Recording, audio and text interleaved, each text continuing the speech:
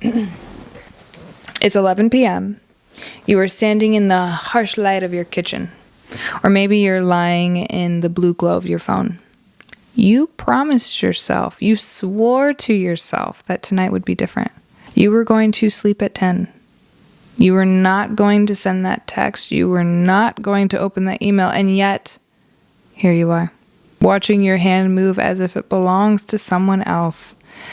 You know, logically, that you are sabotaging your tomorrow, but you can't stop. We like to call this a lack of discipline. We call it a weakness.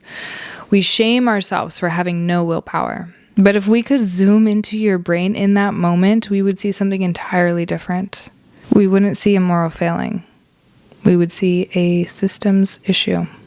When your nervous system detects a threat, and to your modern brain, an ambiguous email, a looming deadline, or a feeling of rejection is treated with the same biological gravity as a predator in the bushes, the amygdala sounds the alarm.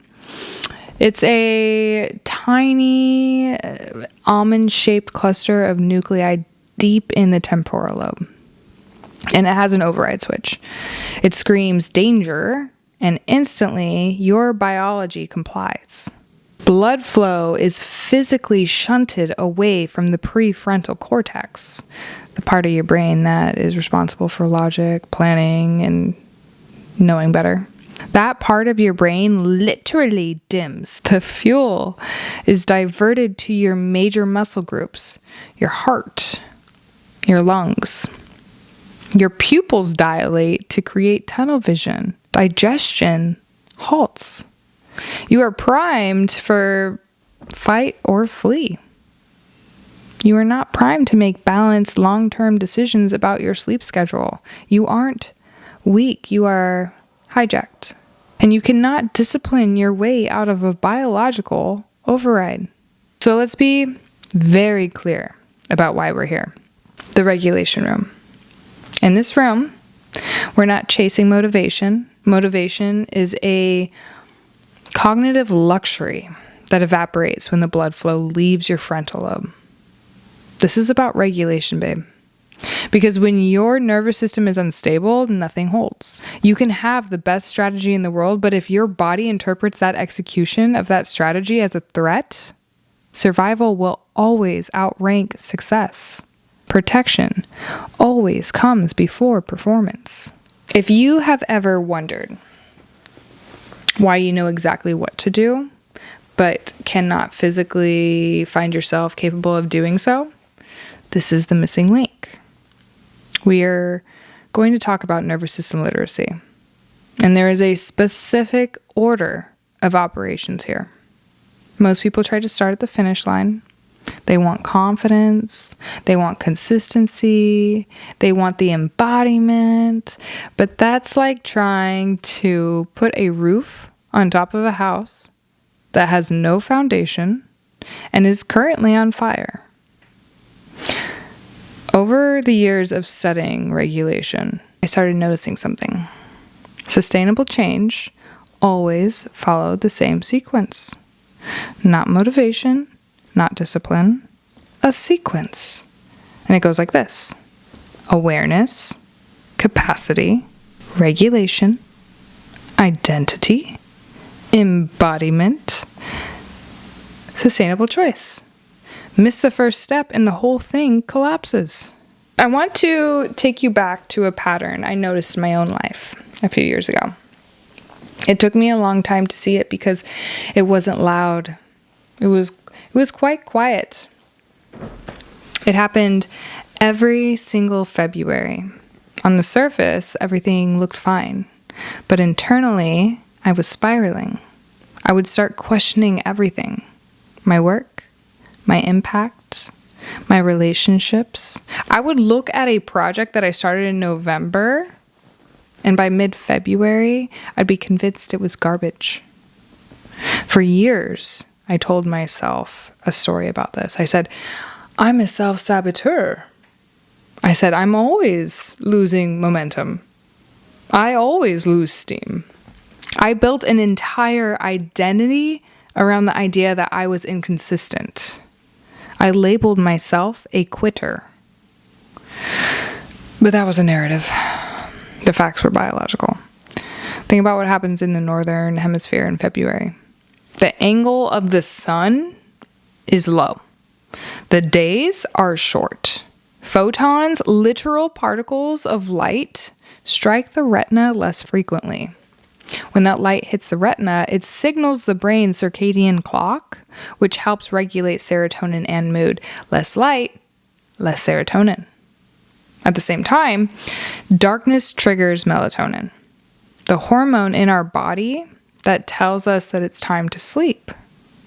In the deep winter, your body is often swimming in melatonin during the day and starving for serotonin.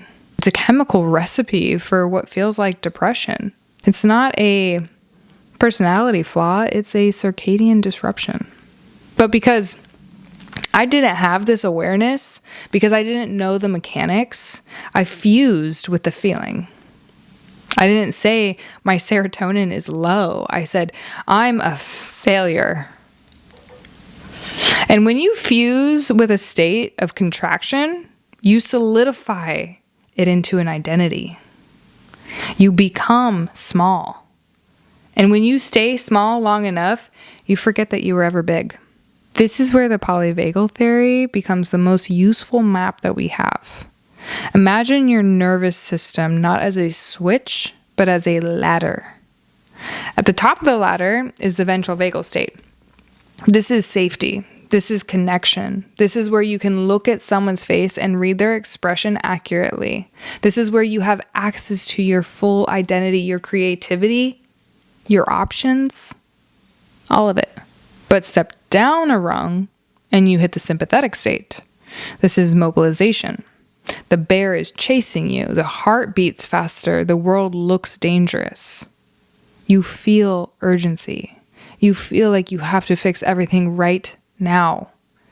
And if that doesn't work, if that threat is too big, you drop to the bottom of the ladder. The dorsal vagal state. Immobilization, collapse. The tortoise pulling itself back into the shell. This is the shutdown. The problem isn't that you move up and down this ladder. You are designed to move. The problem is that we build our houses at the bottom of the ladder and call it home. We mistake the state for the self. Just because you feel like quitting in the gray of February does not mean that you are a quitter, sweetie. It just means that your system has contracted into protection. So how do we stop this fusion? How do we stop the slide from I feel bad to I am bad? It starts with the first step of our model, awareness. And I don't mean awareness in the vague spiritual sense. I mean it in the hard neuroscientific sense. Back in 2007, in a lab at UCLA, a researcher named Matthew Lieberman was putting participants into an fMRI machine. And it's essentially like a massive magnet that allows us to watch the brain think in real time. He shows the images of terrifying, angry faces, and immediately the scans lit up. The amygdala, that little thing we were talking about earlier, it goes bright red. The threat response is now active. Then he changed one variable. He asked the participants to simply label the emotion, to look at the angry face and choose the word anger. That's it. No therapy, no deep breaths, just naming the data. And the moment that they attached a word to the image, the screen changed. The amygdala activity dropped significantly by simply observing the state and naming it. This is anger. This is fear. This is protection. The brain physically shifted gears. The blood moved. The rational brain came back online. This is why awareness is step one. When you say, I am anxious, you are fusing with the state. You are the anxiety. But when you say, I am noticing a sensation of anxiety in my chest, you have created a gap. You are the observer, not the observed. That tiny gap where your freedom lives, that gap is capacity. And you can grow it. We cannot regulate what we cannot see. And we cannot change what we are busy judging. Shame is the enemy of regulation because shame is a threat state. If you shame yourself for eating the cookie or sending the text, you are just keeping the amygdala online. You are keeping the blood flow away from the part of your brain that can actually help you stop.